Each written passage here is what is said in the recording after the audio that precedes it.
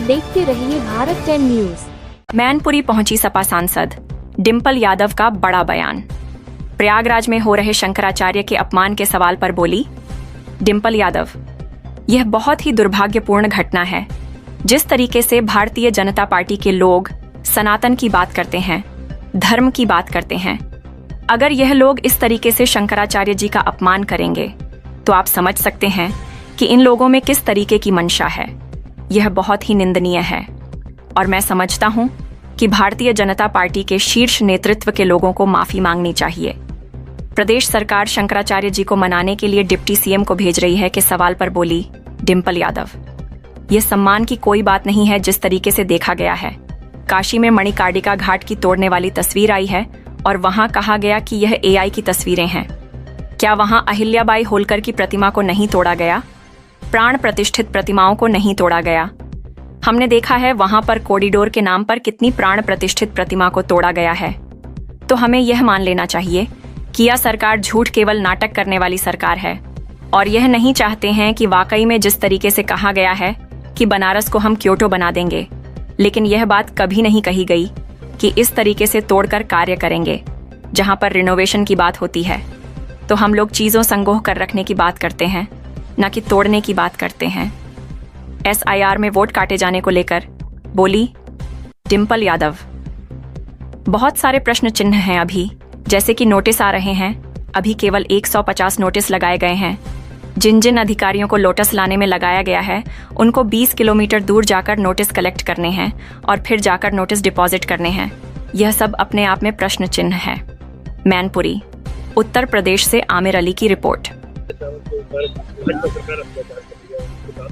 नहीं, बहुत ही दुर्भाग्यपूर्ण घटना है। और जिस तरह से भारतीय जनता पार्टी वाले लोग जो सनातन की बात करते हैं, जो धर्म की बात करते हैं, अगर वो हमारे शंकराचार्य का अपमान करेंगे तो आप सोच सकते हैं, समझ सकते हैं कि इनकी क्या नीयत है और क्या मंशा है। ये निंदनीय है और मुझे लगता है कि भारतीय जनता पार्टी के शीर्ष नेतृत्व को माफी मांगनी होगी। सरकार भारत जोड़ो बनाने के लिए डिप्टी सीएम को भेज रही है, क्या कारण दिख रहा है कि सीएम को जाना पड़ रहा है? पहले एक तरफ अपमान, उसके बाद ये सम्मान की कोई बात नहीं है। लगातार देखने को मिला है जिस तरह से काशी में जो मणिकर्णिका घाट की जो तोड़ने वाली तस्वीरें आई थी और जहाँ कहा गया कि ये एआई की जनरेटेड तस्वीरें हैं, जहाँ अहिल्याबाई होलकर की प्रतिमाओं को तोड़ा गया, जहाँ पे प्राण प्रतिष्ठित मूर्तियों को तोड़ा गया। और पहले भी हमने देखा है किस तरह कॉरिडोर के नाम पे न जाने कितनी प्राण प्रतिष्ठित प्रतिमाओं को तोड़ा गया है। लगभग 300 उससे भी ज्यादा प्रतिमाओं को तोड़ा गया है। तो ये हमें मान लेना चाहिए कि ये सरकार केवल ढोंग और नाटक करने वाली सरकार है और ये नहीं चाहते हैं कि वाकई में जिस तरह से कहा गया कि बनारस को हम क्यूटो बना देंगे, पर ये बात कभी नहीं कही गई कि इस तरह तोड़ के आप कार्य करेंगे। कहीं पे भी कोई भी अगर हम देखा जाए रिनोवेशन की बात होती है तो हम चीजों को सजो के रखने की बात करते हैं, ना कि तोड़ने की बात करते हैं। लेकिन यह सरकार ऐसी सरकार है जिसने मंदिरों को तक को तोड़ने का कार्य किया है।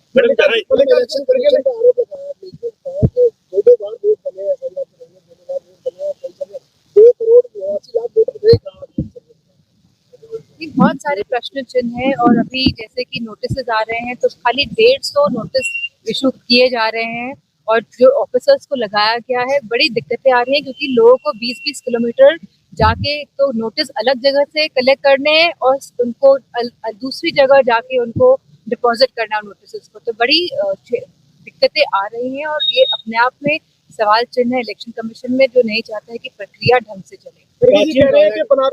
राज्यपालों को बीजेपी ने कठपुतली बना के रख रखा है।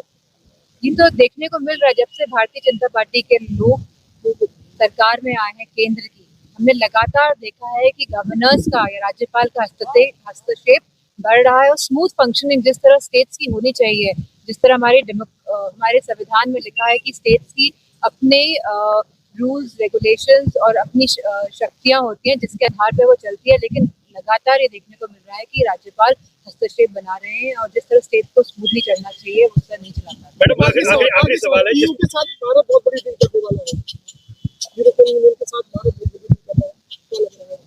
तो जब डील हो जाएगी तब पता चलेगा। अभी तो ये पता चले कि पहले अमेरिका क्या कर रहा है भारत के साथ। साथ। जिस तरह हमारे ट्रेडर्स का नुकसान हो रहा है, जिस तरह हमारे स्टूडेंट्स का नुकसान हो रहा है, जिस तरह वीज़ाओं में दिक्कतें आ रही हैं और लगातार जिस तरह अमेरिका भारत को जिस तरह से नीचे दिखाने का काम कर रहा है लगातार, तो ये तो हमारे जो फॉरेन मिनिस्टर हैं वो जाने कि इनकी क्या रणनीति रही है पिछले 10 या 11 वर्षों में, कि जिस तरह जो हालात आज हैं देश में। अमेरिका में। मैडम आगे बड़े पैमाने पर मैडम आखिरी सवाल है कि चल रहा है, क्या लगता है कि आप इस मुद्दे को उठाएंगे क्या? ये देखने को मिला है कि मैनपुरी में भूमाफिया बहुत सक्रिय है, लगातार ये लोग जी, तो इस पे हम संसद में भी उठाएंगे और ये खाली मैनपुरी का ही किस्सा नहीं है जो हमें देखने को मिला है, अन्य जिलों में भी जिस तरह से पूरे भूमाफिया सक्रिय हैं, ये अपने आप में प्रश्न उठाता है भारतीय जनता पार्टी। मैडम आखिरी सवाल है, जिस तरीके से शंकराचार्यों पे अत्याचार हो रहा है, वहीं शंकराचार्यों ने कहा है कि योगी जी को हटा के अब केशव प्रसाद को मुख्यमंत्री बनाया जाए, तो समझदारी है वो। ये तो भारतीय जनता पार्टी वाले लोग डिसाइड करेंगे कि कौन उनका मुख्यमंत्री बनता है, लेकिन जिस तरह से अपमान हुआ है शंकराचार्यों का वो नहीं होना चाहिए था, वह निंदनीय, हम इसकी निंदा करते हैं। खबरों में अब तक के लिए बस इतना ही, फिर मिलेंगे नई खबरों के साथ। तो हमारे चैनल को लाइक और सब्सक्राइब करना ना भूलें।